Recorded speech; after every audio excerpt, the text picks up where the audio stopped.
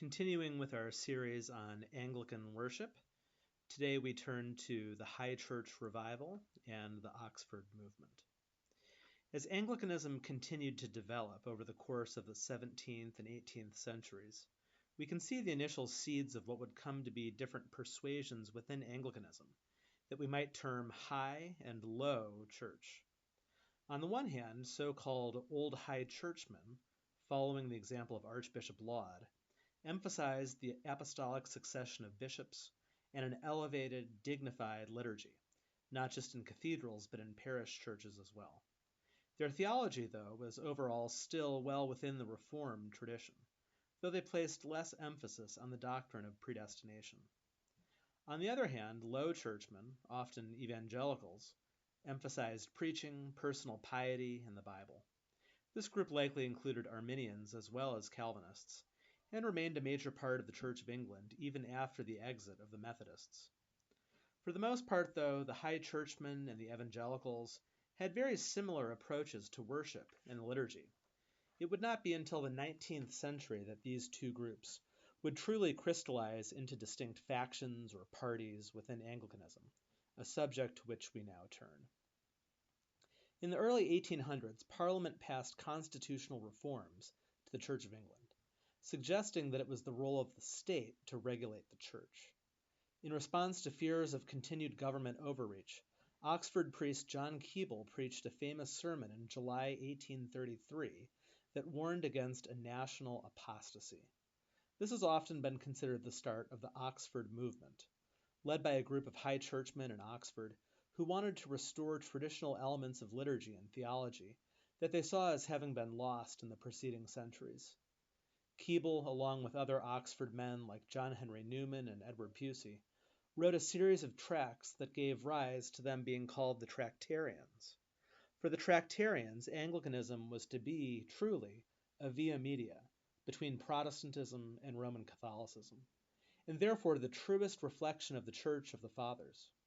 They took as their starting point ecclesiology. The apostolic succession, passed down through the line of bishops, gave the Church a standing independent and in fact superior to the state. This apostolic succession was not just good for the Church, but rather an essential necessity for the Church in order to have valid sacraments. From this understanding of the Church and the role of the priest, the Tractarians advocated for new forms of clerical dress, like the collar, cassock, and vestments.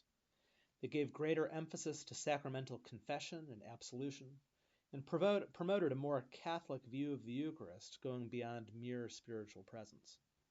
The goal was to call people to a lifelong pursuit of holiness through the sacraments administered by the Church. No wonder, then, that their successors came to be known as Anglo-Catholics.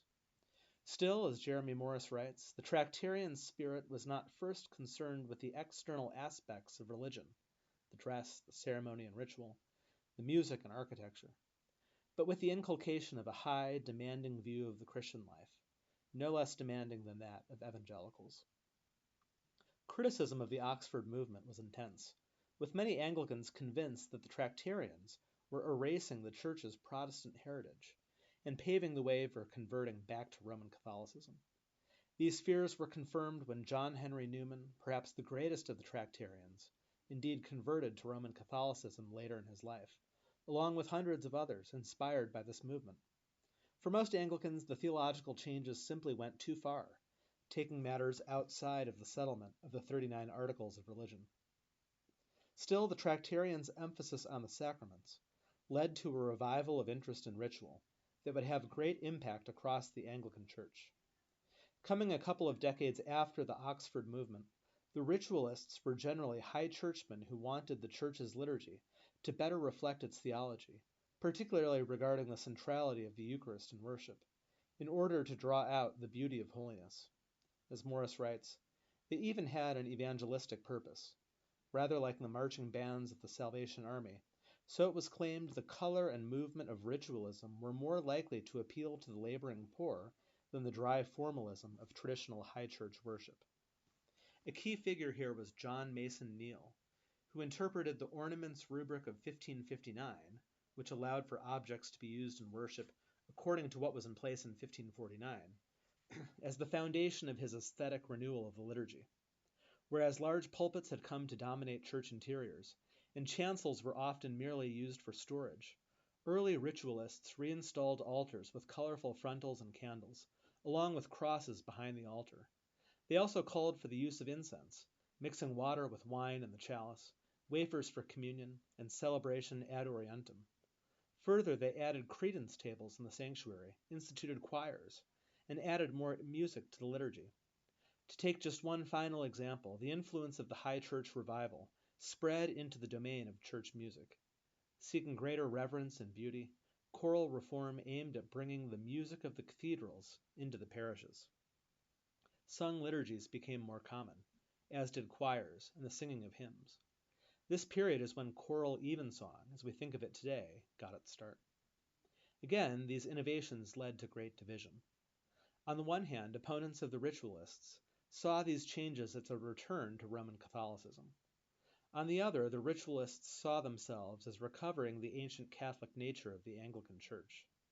In 1908, a royal commission took up the Ritualist question and confirmed the use of things like colorful vestments and incense within the worship of the Church of England, while excluding more extreme practices, such as the veneration of images and rood screens, on the basis that they were clearly incompatible with the Anglican formularies. Thus, the result of the Oxford movement and the Ritualists was the creation of a diverse but still distinctive Anglo-Catholicism within the Church of England.